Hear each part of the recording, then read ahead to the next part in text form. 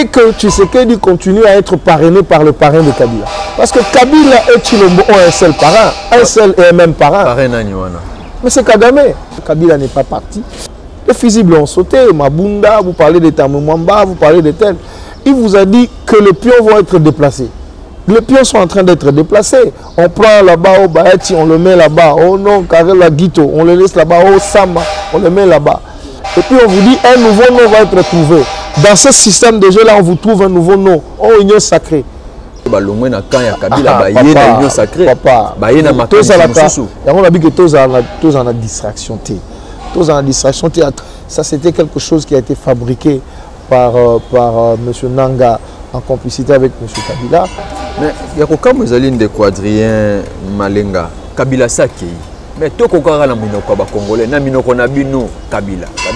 Est-ce que beaucoup expliquent la population, est-ce que Kabila est totalement Kabila Zali, Zali sous forme, Nani Abatamisi Kabila na Simanaï. Mais Kabila est wapi. On a une stratégie où Salemi entre Kabila et Tshisekedi pour faire baisser tension. Nous avons connu ces choses-là. Est-ce que vous ne savez pas que Nakati Mapinga Labiso, il y a des militaires, des officiers qui ne sont pas congolais? Vous croyez que James Kabarebe, quand il a pris l'armée congolaise, il est venu ici, il est venu jouer. On vous dit que l'armée rwandaise est sur le territoire congolais avec la bénédiction du pouvoir de Kinshasa, donc de Tshilombo. Alors, vous voulez qu'on vous fasse un dessin ou quoi? Donc, au sein de l'élection, de faire la fichier électoral, de faire la Congo, donc une élection, recensement et que Salema. Mais il ne faut pas subordonner l'organisation des élections par le recensement général de la population. Les élections vont s'organiser en 2023, c'est la ligne rouge.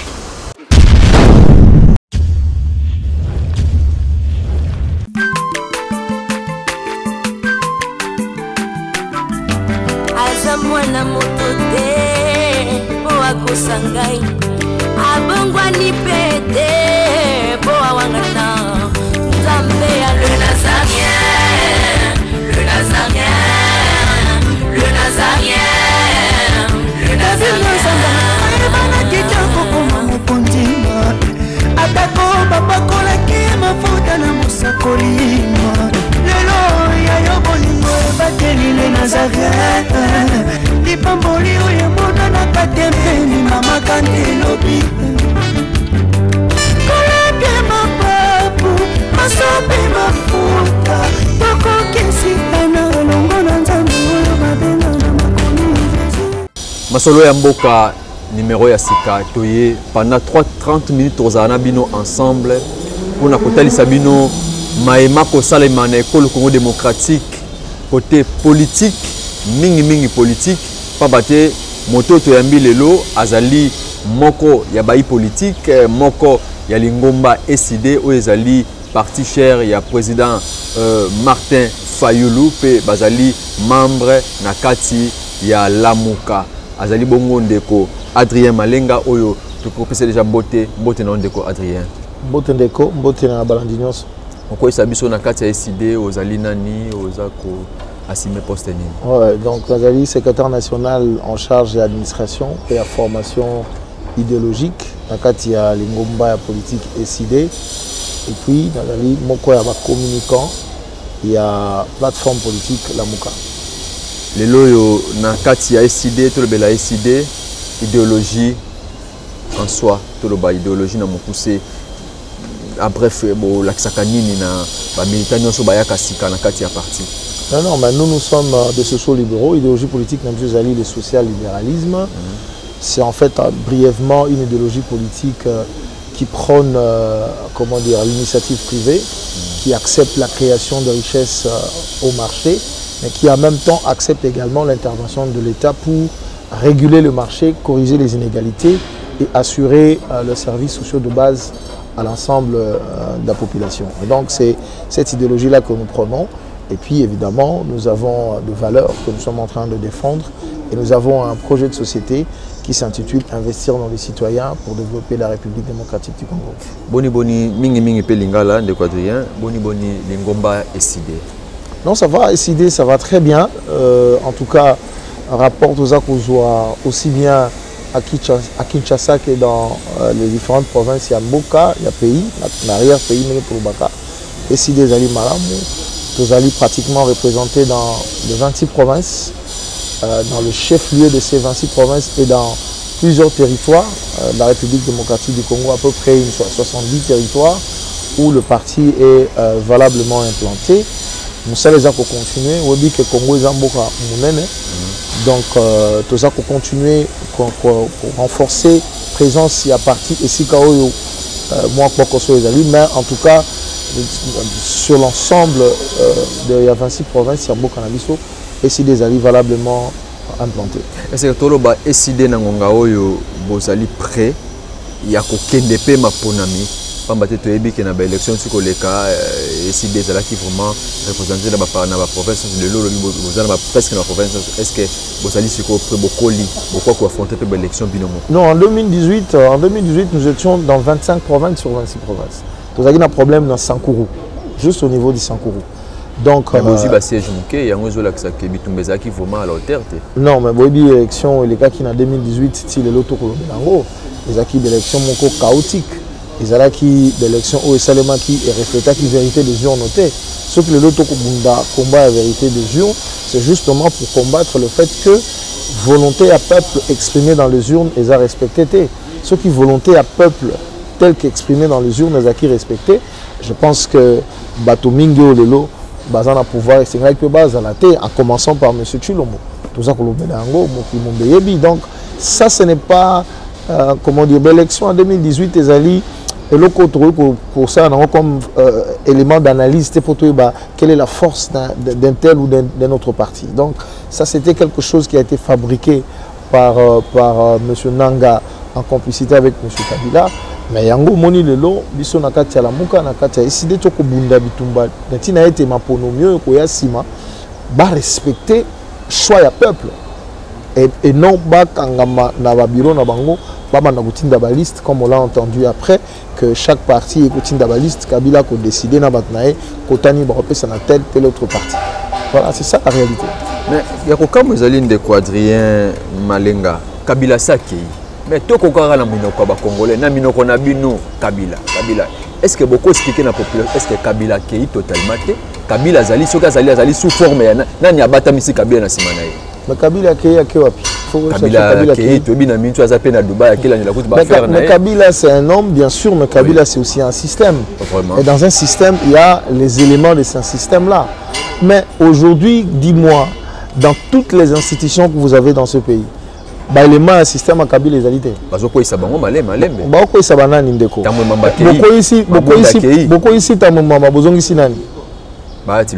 nani na Karola Gito. Bango bazaba Tshisekedi, bazaba kabiliste. Mais bazali bato balongwe na kan ya Kabila baye na union sacrée. Papa. Baye na makanisi mususu. Yango na bi que toza na distraction te.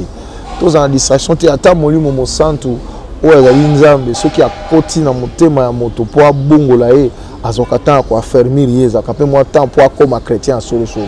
Tu ne peux pas dormir kabiliste, tu te réveilles, tu deviens tshisekediste. C'est pas possible. Donc, vous pensez que bateau ba fanda na kati anti-valeur, ba kota na misisa un système donné. Vous pensez que par coup de baguette magique pour changer bango? On a une stratégie au Salemi entre Kabila et Tshisekedi pour faire baisser tension. Le président élu Martin Fayulu m'a dit qu'il a fait une analyse pertinente. Alors, attention, les Congolais vont la distraiter. Parce que les fusibles vont sauter. Quelques fusibles vont sauter et vont continuer à sauter. Les fusibles ont sauté, Mabunda, vous parlez de Tamumamba, vous parlez de tel. Il vous a dit que les pions vont être déplacés. Les pions sont en train d'être déplacés. On prend là-bas au Baeti, on le met là-bas. Oh non, Karela Guito, on le laisse là-bas. Oh Sama, on le met là-bas. Et puis on vous dit un nouveau nom va être trouvé. Dans ce système de jeu-là, on vous trouve un nouveau nom. Oh, union sacrée. Mais en réalité, le système reste le même. Parce que nous sommes en train de vivre le même effet du système. Donc c'est la continuation du système Kabila. Kabila n'est pas parti. Les éléments du système Kabila. Et là, l'esprit Kabila habite toutes ces personnes-là. Et puis ceux qui ont une analyse, moi, Moussika, de aujourd'hui, un jeu géostratégique au niveau sous-régional, même sur le plan international. Vous allez comprendre que c'est difficile Kabila à Kende, de neutraliser en conflit total, tout ça.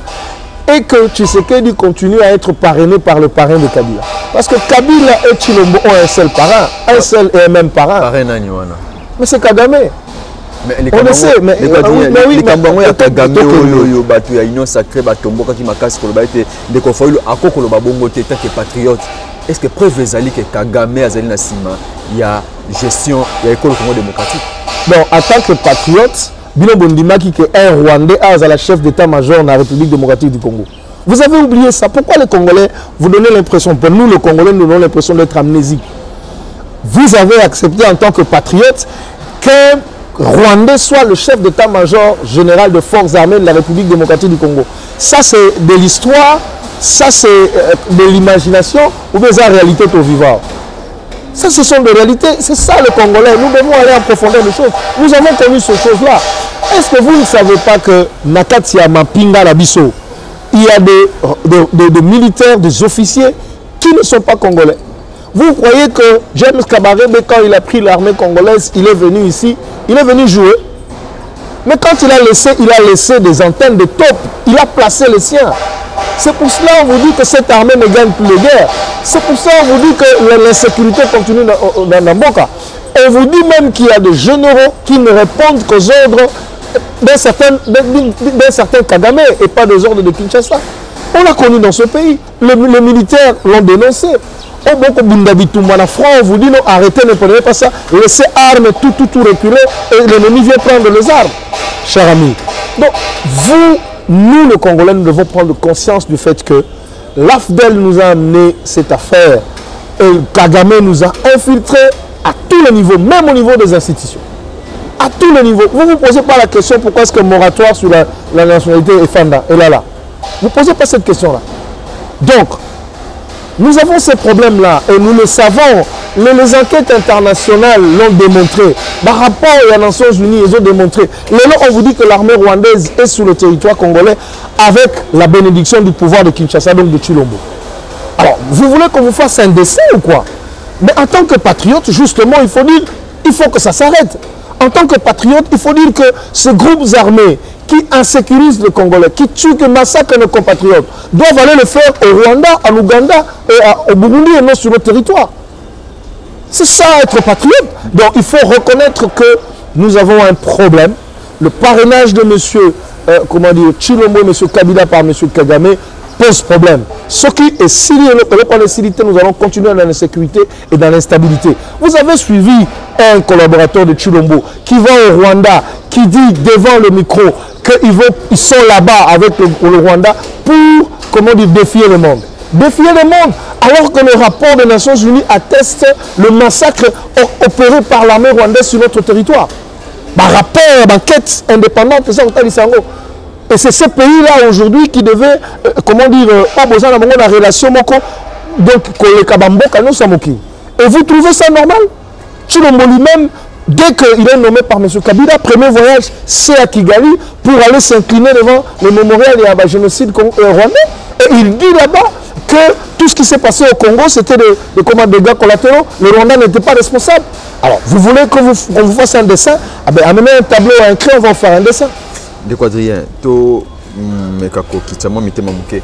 Les Cambo, il y a sorti plein de sorties de crise. Est-ce que le lot soko ko sabana Congo nyonso ezali ko englober ba makambo nyonso otangio ceux qui le loyo pour mettre en pratique plein de sorties de crise yande ko Martin Fayulu et que résoudre le problème sur eux?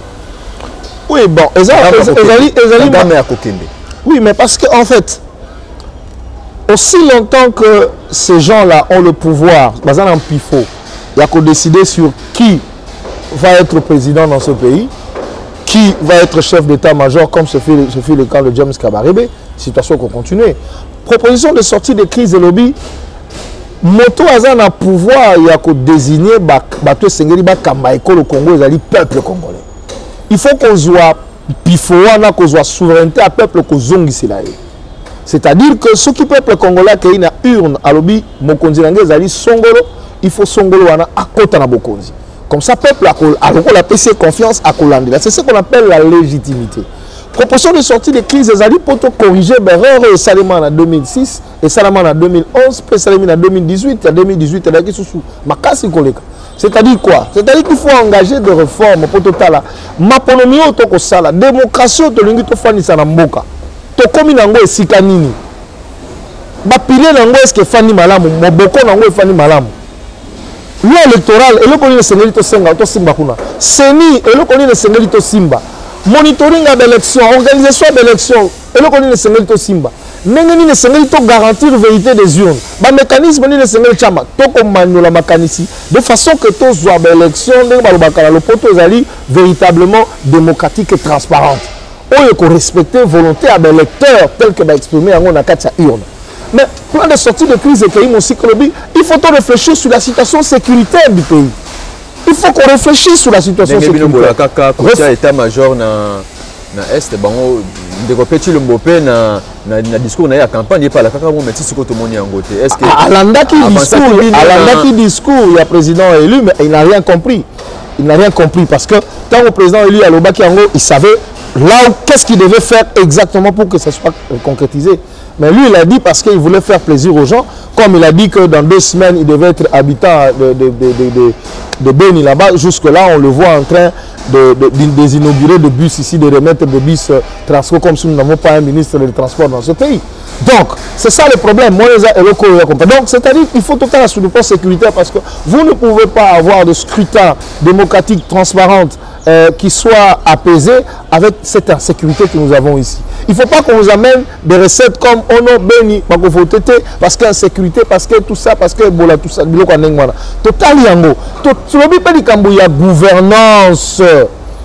Qu'est-ce qu'il faut faire? Quelles sont les options fondamentales qu'il faut lever pour que nous ayons une gouvernance d'excellence pour garantir quand même bien-être dans les Congolais? Et puis tout ça, il y a des juges électoraux. Il y a des juges qui valider, invalider, réinvalider, et puis ça qui sont dans Mboka. Tout ça, je pense, finalité, à proposition de sortie de crise des alliés, tous les cambio bazali légitime, pour Mboka Congo, les institutions alliées légitimes, parce que ceux qui sont institutions alliées légitimes, et qu'ils sont redevables dans le peuple. Mais ceux qui sont institutions alliées légitimes, ils ne sont jamais redevables dans le peuple. Quelqu'un qui a reçu le mandat du peuple, lui est redevable.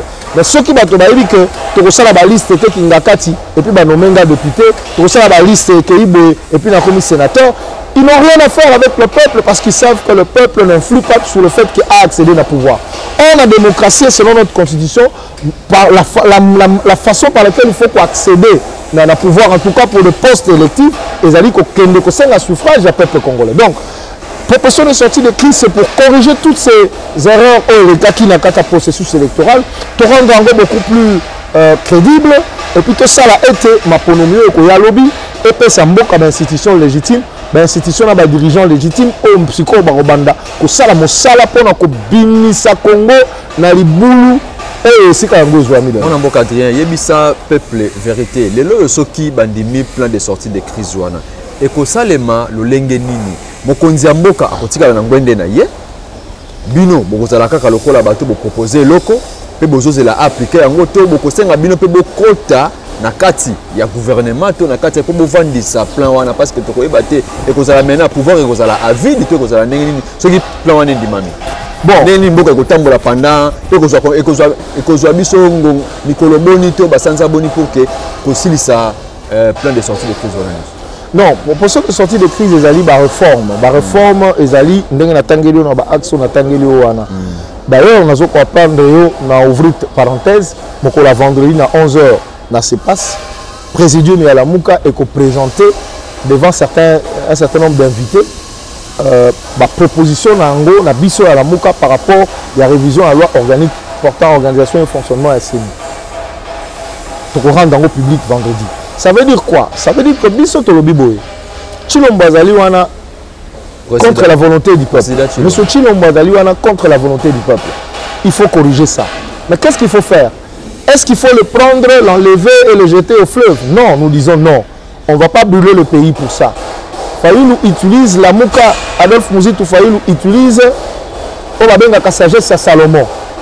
Au lieu de Mamboka, tout ça et la sagesse, il faut te protéger, moi, c'est-à-dire Congo Nabiso. qu'est-ce qu'on fait à ce moment-là? Ce qu'on fait à ce moment-là, on engage des réformes de façon que tu vas corriger Makambo et le cas qui a ma baie dans ma ponomie, ils ont les sous-soutés. Mais lui, tu sais qu'à ce moment-là, s'il accepte ma proposition à réforme, nous disons, on peut le tolérer en tant que président de fête. Non, il y a kiti na ba mesa. Ah, atanya ukondoko. Na mona yo.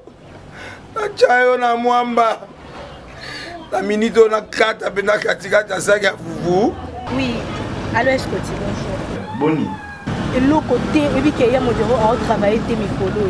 Donc dès que ça on a eu galère na niveau 0. Tout ça là boy. Ngai naza na mbongo vraiment mingi te. Mais nazoche la bino moi mukio naza nango na agence moko boy Nazareta. Sarita qui dit sérieux. Oh. Maman, comment on dit bon donc yo pesa au fouti mbongo pour partir à poto biso to ya to jibilo. Na bengi ya Scotty. Agence moi ifonga mi comme on Nazareta. Na kufie. Agence lisusu. Naka sansu mulongo kuna. Pour nous là susu. Kuna iza mambo mulongo te. Ye si afuti mbongo kuna partir à poto biso tozo ke ko récupérer biloko oli. Ah tika boyeko. Yeso mona makamba bongo na monte. Bat papa si mbongo kuna biloko ke récupérer biloko oli na agence. Ezalaka. Mais yango bandi. Maman. Dès qu'il n'a yebisi ngai mais na limité. Na lingi na mona ki mona beso. Po likamba boye. Na monte na ne salamate. Maman, yebisa ngai. Ba pesi mbongo kuna biso to récupérer biloko kolia awa. Ya solo boutique Nazareta, ezali boutique où ezali à distribution ya produits alimentaires. Ah! Na sali poto sunga bandeko oyo même ba oyo bazana na peu de ressources.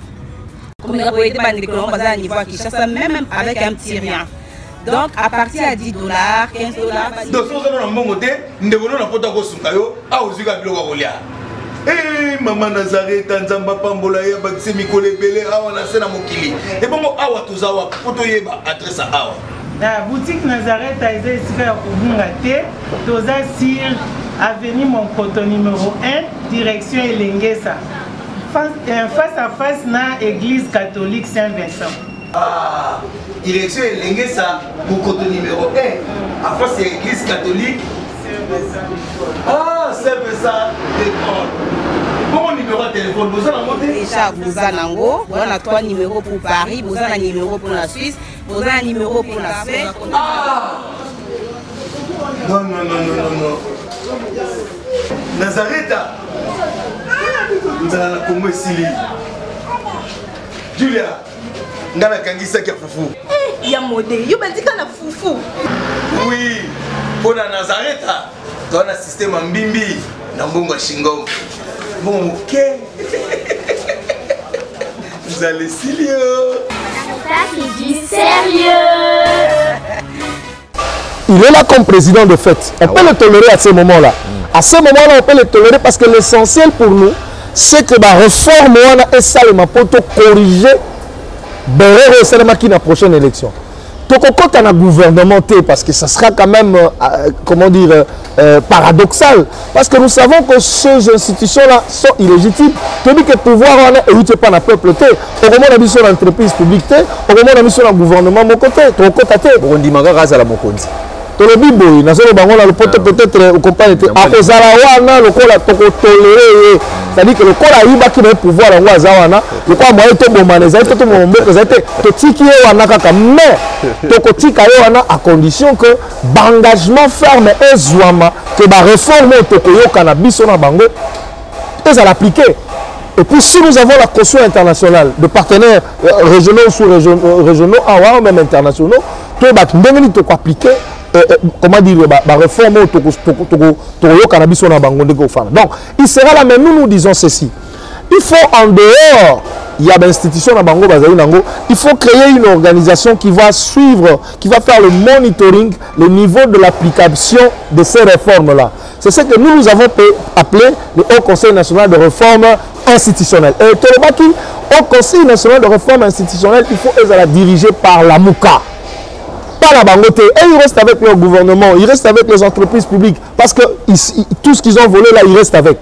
Mais nous faisons une particulière attention sur la réforme au Sénégal à l'engagé. D'où création et organisation, on a proposé au Conseil national pour la réforme institutionnelle. Une structure qui fait le monitoring et application, il y a la réforme consensuelle. Et donc, à ce moment-là, le Parlement, on va le tolérer, ils vont endosser ces réformes-là. Et quand le Parlement, quand les réformes-là, les options levées à niveau réforme et communes à niveau Parlement, la ratification des textes internationaux. Quand vous ratifiez les textes internationaux, ça vient au Parlement, le Parlement ne discute plus sur le texte. Et puis, tu continues à la réforme, nous voulons que ça soit anticipé. Mais si on ne peut pas le faire, on dit qu'il n'y a pas de moyens.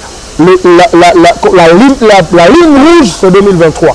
2023, tu es dans ma ponomie. À ce moment-là, tu dis que la réforme est engagée, tu dis que la réforme est engagée, et les élections vont être transparentes, la vérité des urnes va être grande.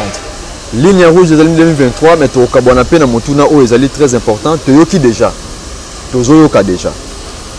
2023, élections égalité. Bandeko Kuna bazo boulé déjà recensement. De quadrien, est-ce que vous allez déjà ou vous allez la bino? Parce que Kuna bazali déjà kokanisa recensement, tu as qui ndeko Augustin Kabouya,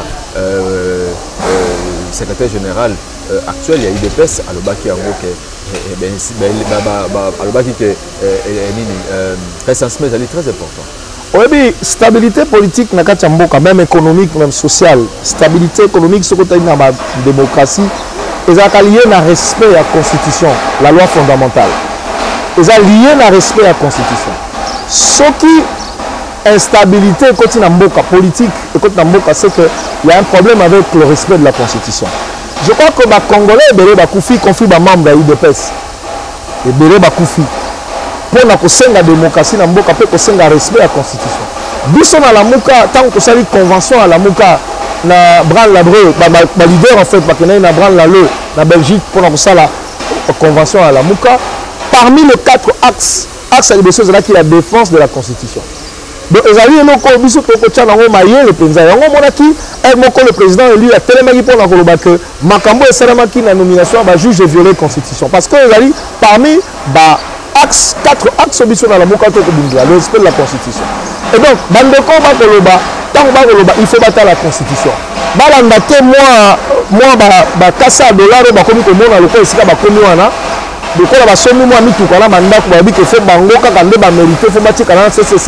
parce que toujours dépassement et budget na bango ba rémunération pour la présidence, ba détournement sur la congolais,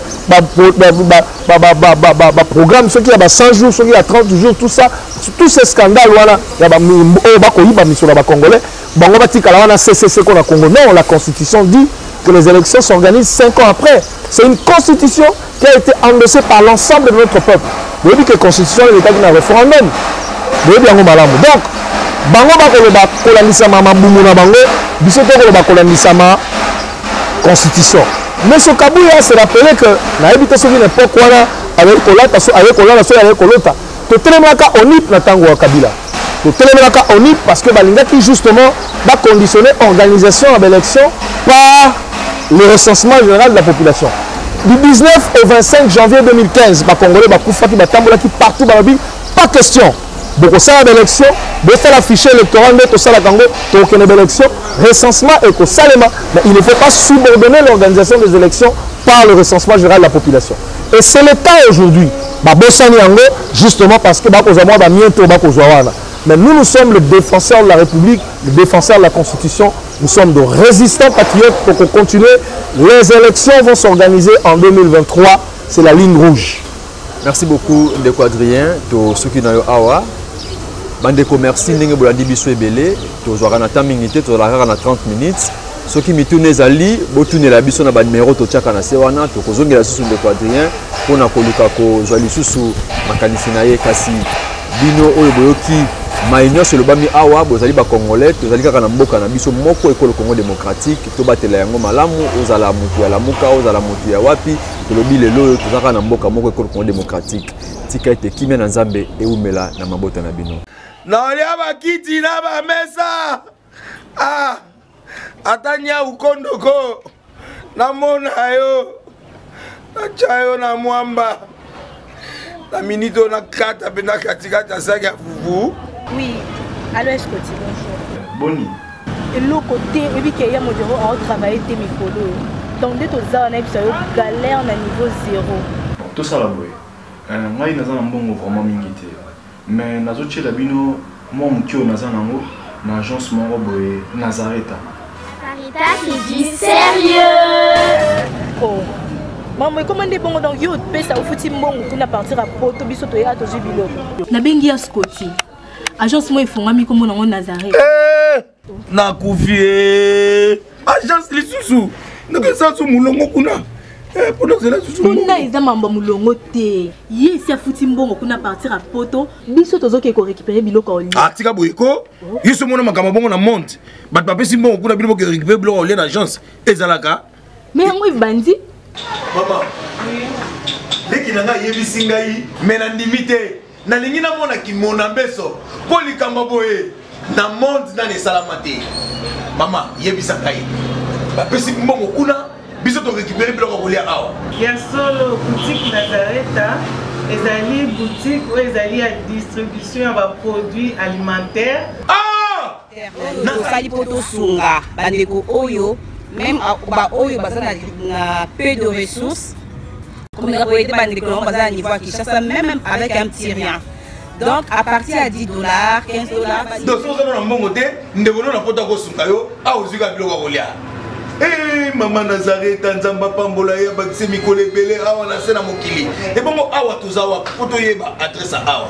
La boutique Nazareth a été ici à Kubungate, Toza sur avenue Monkoto numéro 1, direction Elengesa. Face à face na église catholique Saint-Vincent. Ah, direction Elengesa, Monkoto numéro 1, à face de l'église catholique. Ah, Saint-Vincent d'école.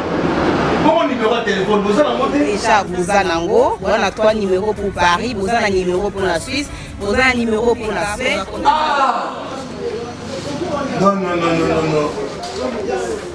Nazareta. Nous allons la Congo Sili. Julia, ngana kangisa kia fufu.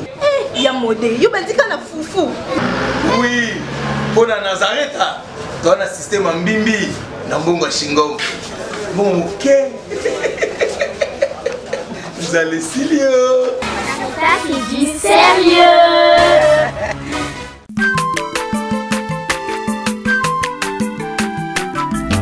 Aza mwana moto te po akosa ngai abongwani pete po awangata Nzambe ya le Nazarien, le Nazarien, le Nazarien, le Nazarien. Ebana kitoko koma mokondima atako babakolaki mafuta na mosakolima lelo yayo bolingo ebateli le Nazareth lipamboli oyo emonanaka te mpeni mama kandi elobi koleke mapapu masope mafuta tokokisikana elongo na Nzambe oyo babenga na makomi